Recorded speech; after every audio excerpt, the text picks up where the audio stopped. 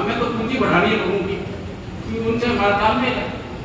ये थोड़े दाड़े राहुल गांधी का आपने जिक्र किया, ये जातीय जनगणना हो ही तो रही है, और विकल्प यही है, इससे होते ही 85% देश एक तरफ हो जाएगा।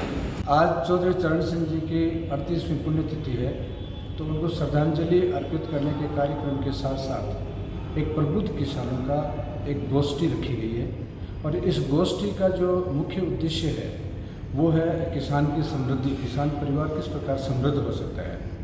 आज का जो मुख्य विषय हम लेके चल रहे हैं वो ये है कि जब देश आज़ाद हुआ था तब से लेकर के आज तक जो महात्मा गांधी का जो स्वराज जो विकास मॉडल था वो लागू नहीं हुआ, जबकि इसको 78 के अंदर इसको चाइना ने उसको एक अपने तरीके से TVS के रूप में उन्होंने इसको लागू किया। आपके सामने है कि पूरे विश्व भर में चाइना के जो प्रोडक्ट्स थे वो जमकर बिके, न केवल बिके बल्कि उस गांव की जो समृद्धि है वो ज़बरदस्त हुई, और वहाँ की जो GDP है उस इकोनॉमी में 25 से 30% तक का जो है योगदान गाँव की तरफ से होगा।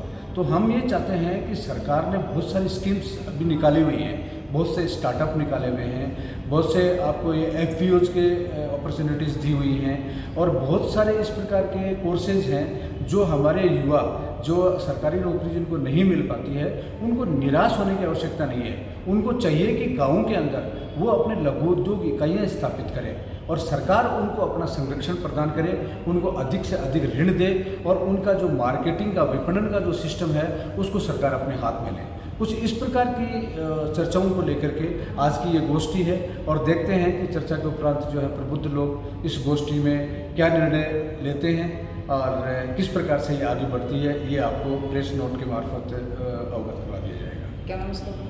मेरा नाम रामचंद्र सुंडा है, भारतीय किसान यूनियन का जिलाध्यक्ष। पुण्यतिथि पे हमने विचार गोष्ठी रखी है।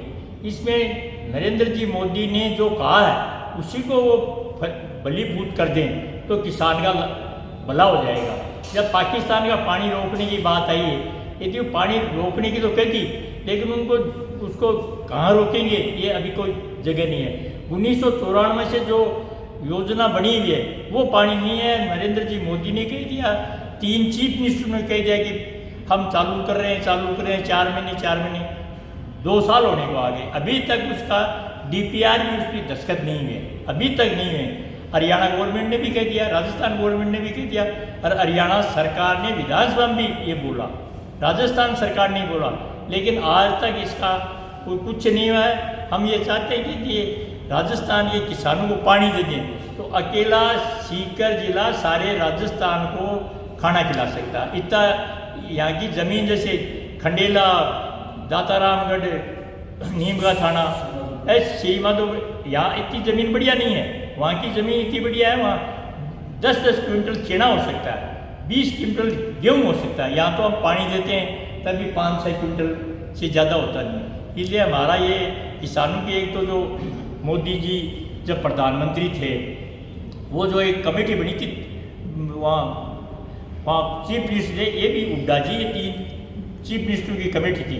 उसमें मोदी जी ने ये कहा था कि 2+ हम जो लागत है उसका डबल करके देंगे। आज तो सब कुछ उनके हाथ में है, यदि वो दे दें, समर्थन मूल्य है उससे भी सारा अनाज खरीदवा दें। आज भी अखबार में आएगी बढ़ाए रेटें बढ़ाने से क्या, प्याज की हालत आप देखो, किसान मर गया।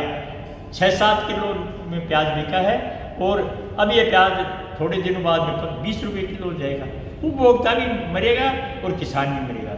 तो हम तो ये चाह रहे हैं कि इसका संतुलन बढ़े और किसान को राहत मिले। पूर्णमल चौधरी चरण सिंह ग्रामीण विकास संस्थान सीकर।